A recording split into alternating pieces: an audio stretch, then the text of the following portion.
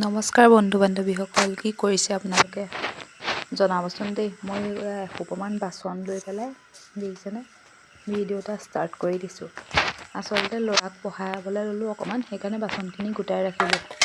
এইখিনিও একেবাৰে ধুই লওঁ আৰু লগতে ভাতো বনাবলৈ আহিলোঁ। সেইফালে আকৌ মানুহজনে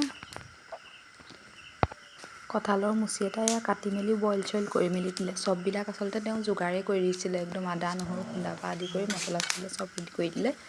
মই বোলো এইফালে বনাওঁ আৰু ৰেচিপি এটাও আপোনালোকক দিম। সেই বুলি আলুখিনি অকণমান তেল অকণ দি ইয়াতে নিমখ হালধি অকণ দি আলুখিনি অকণ ফ্ৰাই কৰিব বুলি ল'লোঁ। আপোনালোকে বাৰু এইবাৰ কঁঠালৰ মুচি খালেনে জনাবচোন। আমি পিছে নাই খোৱা দেই, আজি ফাৰ্ষ্ট খামহে। কেৰাহীত এতিয়া তেল অকণ দি ল'লোঁ।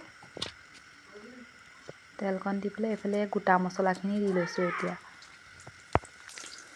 গোটা মছলাখিনি দি পেলাই এইখিনি তেলত ফুটি গ'লত এতিয়া ইয়াতে মই পিঁয়াজখিনি দি দিছোঁ। পিঁয়াজখিনিও অলপ দেৰি এনেকৈ ভাজি ল'ব লাগিব।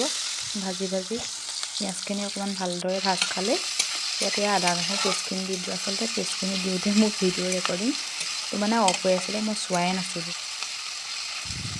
পিঁয়াজখিনিও এনেকৈ অলপ দেৰি আদা নহৰুখিনি অলপ মানে ভালদৰে ভাজি লৈ কেঁচা গোন্ধটো যোৱাৰ পাছত ইয়াত এতিয়া মই বিলাহীখিনি দি দিলোঁ। বিলাহীখিনি দি পেলাই ইয়াতে অকণমান গৰম মছলা মানে কি আৰু জিৰা এনেকৈ কিবাকিবি মই মানে ঘৰতে পিচি থোৱা আছিলে আৰু নিমখ হালধি দি পেলাই এইখিনিও ভালদৰে ভাজি ইয়াত এতিয়া পানী অকণ দি দিম, যাতে ভালদৰে মানে বিলাহীখিনিও গলি যায়। তেনেদৰে ভালদৰে ভাজি ল'ব লাগিব। এইখিনিতো আপোনালোকে জানেই আৰু কিনো, চবেই যেনেকৈ বনায় ময়ো তেনেকৈয়ে বনাইছোঁ আৰু খালি মছলাখিনি অলপ মানে ভালদৰে ভাজি ল'ব লাগে আৰু বিলাহীখিনিও ভালকৈ গলি যাব লাগে, তেতিয়া খাবলৈ ভাল হয় আৰু। ধুনীয়াকৈ দেখিছে তেল বিৰিঙি গৈছে।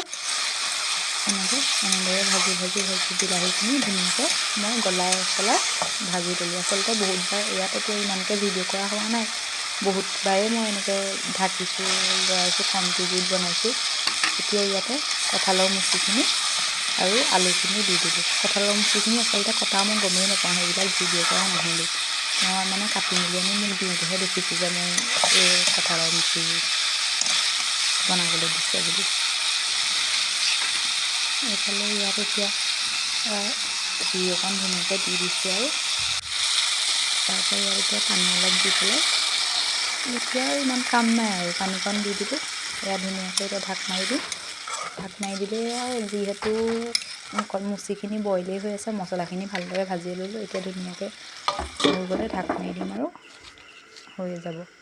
এইফালে আকৌ সেয়া হয় মানে মাছ আছিলে, সৰু মাছ, এইখিনি বোলো তাতে অলপ গৰম দি লওঁ। সেইবুলি গৰম দি ল'লোঁ। বাবাক যিহেতু ভাত সোনকালে বাবাই দিব লাগে অকণমান, বাবা ভাত খাবলৈ বহিয়ে আছিলে, সেইবাবে ভাবিলোঁ বাবাক ভাতকেইটা দি লওঁ বুলি এইফালে ভাতো বাঢ়ি ল'লোঁ বাবালৈ বুলি। সেইফালে দাইল বনাইছিলোঁ ঢেকীয়া আৰু কণবিলাহীৰ লগত। তাৰপৰা এইফালে কঁঠালৰ মুচি অকণ বাবাক আকৌ ফ্ৰাই কৰিয়ে দিলোঁ। এইফালে আকৌ অলপমান চাটনিও বনাই থৈছিলোঁ আজি মানে চববিলাক একদম বনৌষধি বস্তুৱেই বনাইছোঁ। এইফালে চাটনি বনালোঁ, নৰসিংহ, মানিমুনি, তাৰপৰা আৰু কি আছিলে মচন্দৰী, এনেকৈ দি পেলাই আৰু থেকেৰা পাত, টেঙা পাতটো এনেকৈ দি। এইফালে দেখিছেনে চব্জি বক বককৈ উতলিয়ে আছে, মানে আমাৰ এয়া চব্জি ৰেডি হৈ গ'ল। এইফালে মচন্দৰী বুটলি থৈছিলোঁ। মচন্দৰী বা আপোনালোকে খাই ভাল পায়নে?